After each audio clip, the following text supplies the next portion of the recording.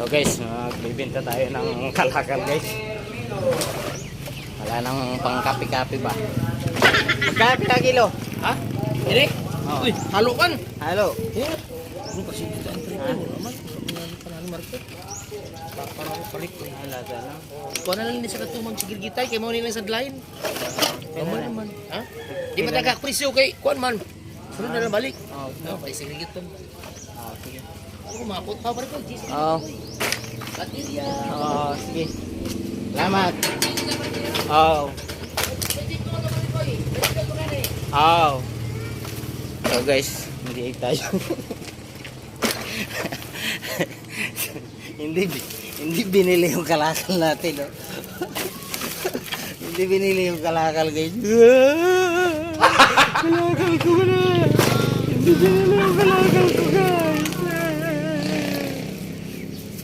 Grabe ba yung kalakal ko, guys? So, plastic. Ayaw bilihin, bakit kaya? So ayan guys, lugi tayo dito. Hindi man binili yung kalakal ko guys. Kala ko makakapang ano na Jollibee. Ayun guys, bili ng Jollibee.